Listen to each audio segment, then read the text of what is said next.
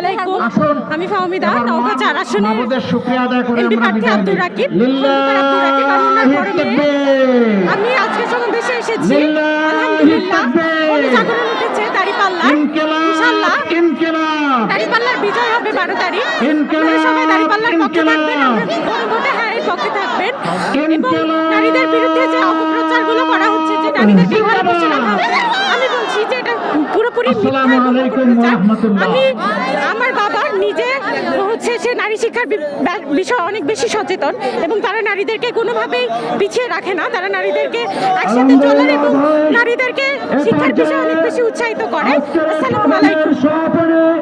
ঘোষণা করছেন আজকের প্রোগ্রামের সম্মানিত সভাপতি বাংলাদেশ জামাত ইসলামের নওগাঁ জেলা শাখার সংগ্রামী আমির নওগাঁ ৪ মান্দার জনের এমপি প্রার্থী খন্দকার আব্দুর রাকিব ভাই। ইসলামিক দল এবং ইনসাফ আল্লাহর সৃষ্টি করা নারী পুরুষ সকলের জন্য সমান অধিকার নিশ্চয় করে।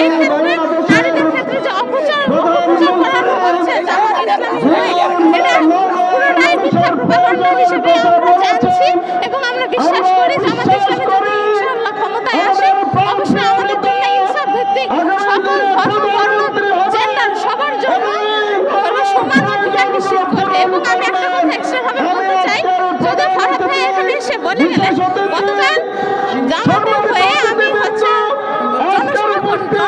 জনসংযোগ করতে গিয়ে একটা মায়ের বাসায় ঢুকেছি। মা বলছে যে হ্যাঁ আমি জানি 2টা ভোট দিতে হবে, একটা ধানের শীষে আর একটা না ভোটে। আমার এখন প্রশ্ন, তারেক রহমান জনসভায় সাদিক ভাইয়ের কথায় জাস্ট একটা কথা বললেন যে গণভোটে হ্যাঁ বলতে, কিন্তু তারেক রহমানের যে কর্মীরা তারা এখনো জনসংযোগে বলে বেড়াচ্ছেন যে আপনারা ধানের শীষে দিবেন এবং গণভোটে না দিবেন। আমি একজন প্রতিবাদ জানাচ্ছি যে মার্কা যেটাই হোক কিন্তু অবশ্যই গণভোটে হ্যাঁ দিতে হবে।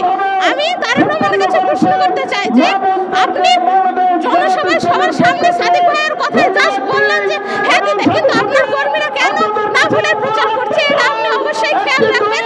আপনি একটা দলের যেহেতু চেয়ারম্যান, অবশ্যই এটা আপনার নৈতিক দায়িত্ব যে আপনার কর্মীরা জনগণের কাছে কি বার্তা পৌঁছে দিচ্ছে, আসলে আপনার যে বার্তা গণভোটে হ্যাঁ এটা আসলে পৌঁছে দিচ্ছে কিনা এটা অবশ্যই আপনি খেয়াল রাখবেন। এবং জামাতের পক্ষে সবকিছু যে মিথ্যা প্রোপাগান্ডা চালানো হচ্ছে এটা আমরা বিশ্বাস করছি। এবং আপনারা দেখতে পাচ্ছেন আমাদের মা বোনেরা কতটা, আমরা অনেক দূর থেকে এসেছি এখানে, আমাদের 11টা থানা থেকে আমরা মা বোনেরা এখানে হাজির হয়েছি জামাত ইসলামীকে সমর্থন জানিয়ে। আপনারা কোনো ধরনের বিধানন্দর এখন আছে জামাত ইসলামী নারীদেরকে ইনসাফ দিতে চায় না, অবশ্যই ইসলাম ইনসাফের যেখানে গাড়ি ছিল ইসলাম ইনসাফের জন্য এসেছে এবং সবার সময় সবার জন্য ইনসাফ করবে ইনশাআল্লাহ। আপনারা সবাই গণভোটে হ্যাঁ দিবেন এবং ইনসাফের প্রতীক দাঁড়িপাল্লায় ভোট দেবেন। আসসালামু আলাইকুম। আমাদের যে সকল ভাই জামাত ইসলামের যে সকল ভাই শৃঙ্খলার দায়িত্ব আছেন, অবশ্যই দাঁড়িপাল্লাকে ভালো লাগে, এই কারণেই ভালো লাগে কারণ তারা ন্যায় ইনসাফ সমাজে প্রতিষ্ঠা করবেন।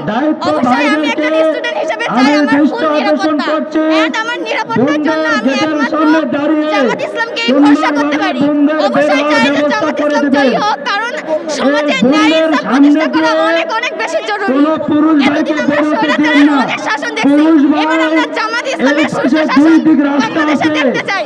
বাংলাদেশকে একটি সুষ্ঠু নাগরিক হিসেবে পরিচালিত করার জন্য বাংলাদেশ জামাত ইসলাম অনেক বেশি